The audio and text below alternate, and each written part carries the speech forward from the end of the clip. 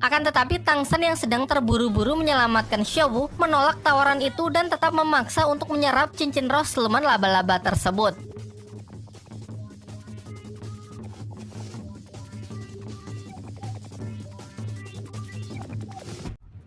Setelah menyerap cincin roh ketiganya, Tang San pun jatuh pingsan akibat tubuhnya yang terguncang menerima kekuatan yang begitu besar. Du Guyan yang menghampirinya berusaha menolong Tang San. Akan tetapi gas hijau yang berada di tangan Tang San kini berpindah ke tubuh Du Guyan. Tentu kita masih ingat kalau gas hijau ini berasal dari botol yang sebelumnya pecah.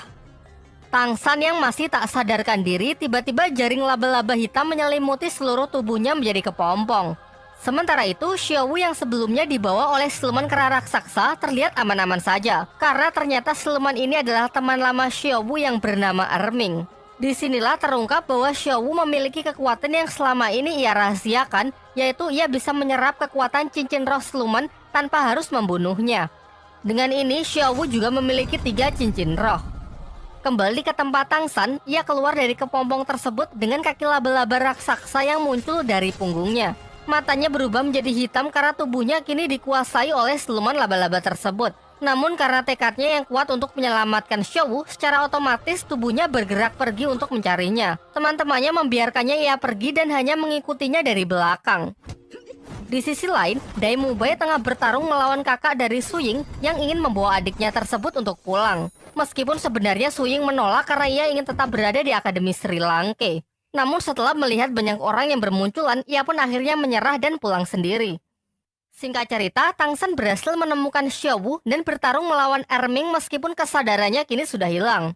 Pak Kepala Akademi dan Master Xiao yang menyusul berniat menghentikan Tang San dengan cara mencabut kaki laba-laba di tubuhnya. Namun Xiaowu yang mengetahui kalau jika hal itu dilakukan akan membuat Tang San tidak bisa naik tingkat lagi, ia pun tak membiarkannya dan menyuruh Erming untuk membuat mereka jatuh pingsan.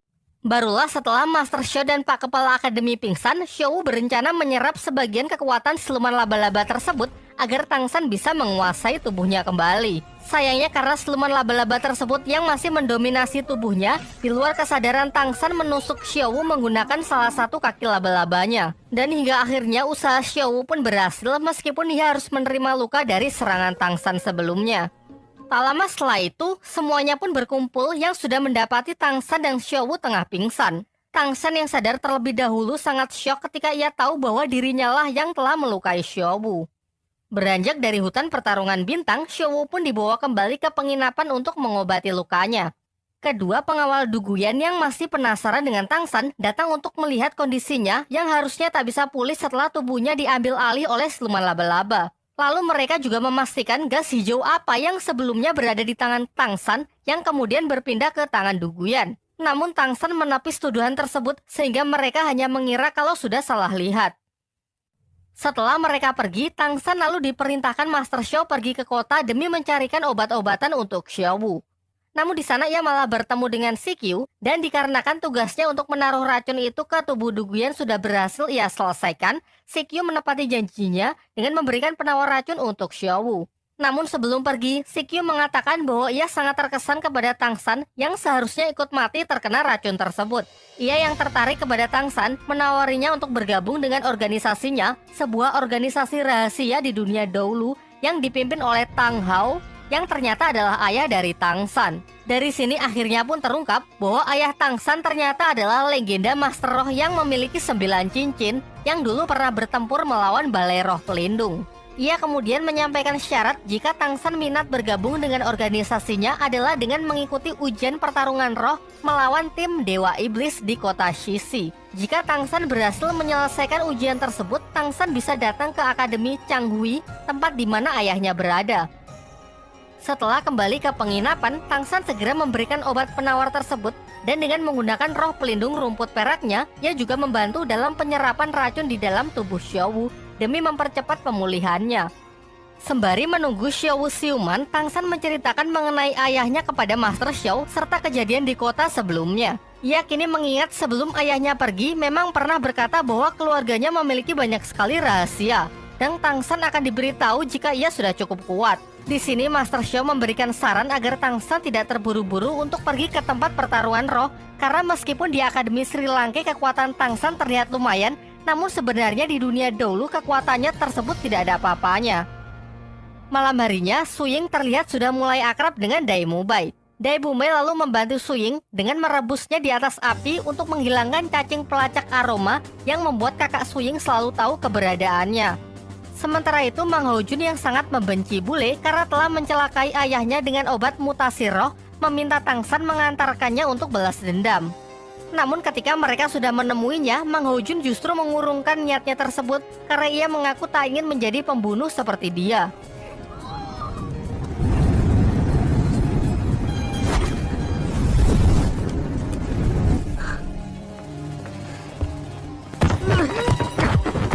Tak lama setelah kepergian Tangsan, Sikyu datang menemui bule. Di sini ia berniat menghabisinya dikarenakan ulah bule yang tak pandai menjaga rahasia, membuat semakin banyak orang yang mengetahui eksistensinya. Tak hanya Akademi Sri Lanka, bahkan Balai Roh Pelindung sekarang mencarinya.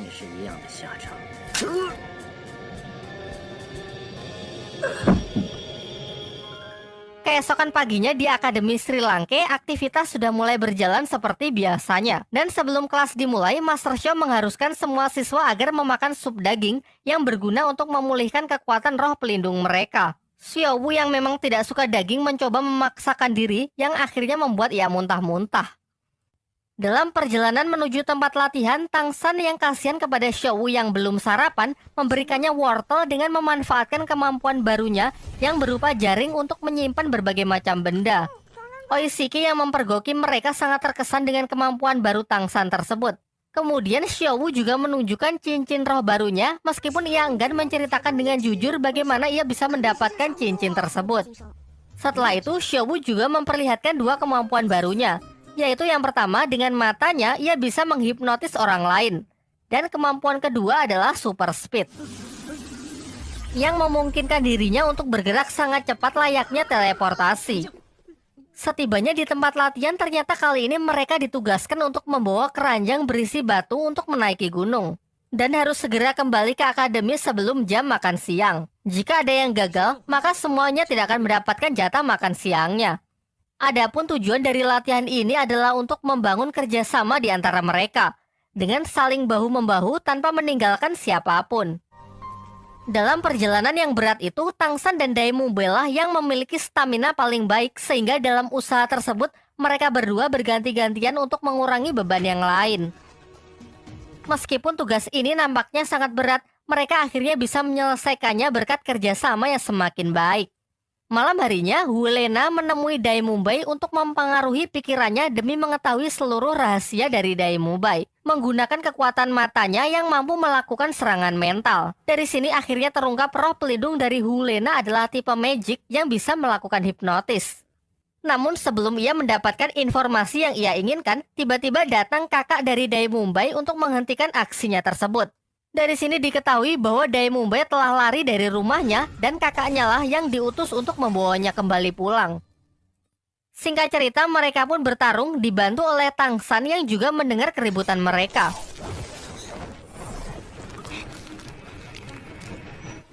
Akan tetapi nampaknya kakak Dai Mubai ini berada di level yang berbeda. Maka dari itu, kelompok Tangsan lebih memilih untuk meminta bantuan dengan mengandalkan jurus Dai Mubai yang dilemparkannya ke langit sebagai tanda bahaya. Beruntung mereka datang tepat waktu dan berhasil menghentikan serangan dari kakak Dai Mubai. Akan tetapi kakak Dai Mubai tidak menyerah begitu saja. Ia lantas menantang Pak Kepala Akademi untuk menggelar sebuah pertarungan di arena dengan 7 siswa akademinya melawan dia seorang diri.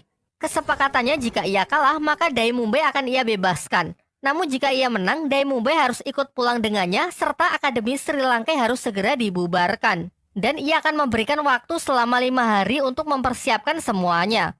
Dengan penuh percaya diri, Pak Kepala Akademi pun menerima tantangan tersebut dan sepakat dengan perjanjian yang kakak Dai Mubai utarakan.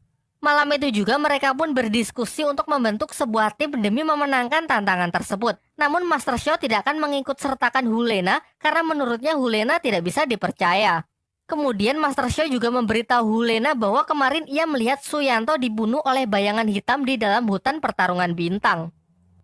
Keesokan paginya mereka pun mulai mendapatkan arahan untuk berlatih.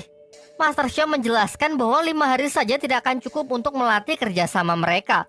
sehingga akan lebih baik jika berlatih meningkatkan kemampuan individu.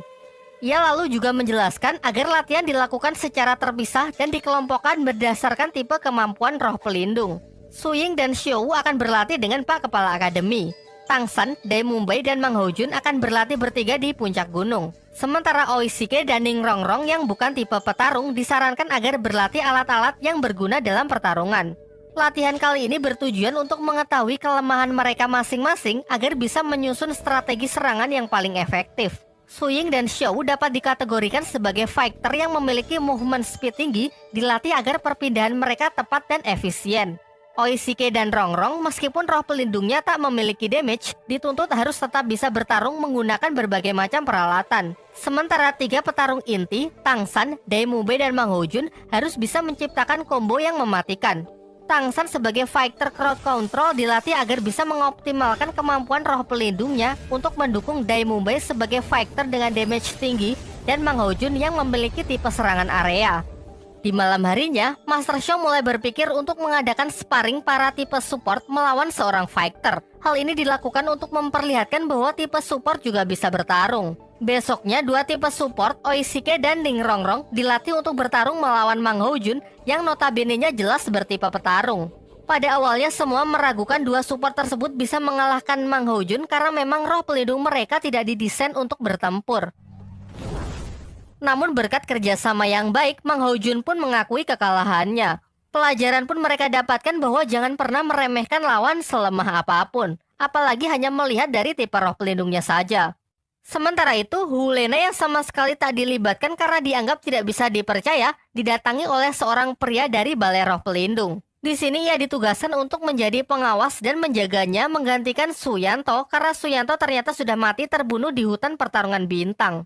Kemudian Lena malah memanfaatkan pria tersebut untuk membunuh kakak dari Dai Mumbai yang sedang dalam perjalanan ke tempat ini dengan alasan kakak Dai Mumbai memiliki rencana untuk membunuhnya. Dengan mempertimbangkan alasan itu, ia pun sepakat menerima tugas yang diberikan Hu Lena, lalu segera pergi untuk mencari kakak Dai Mumbai.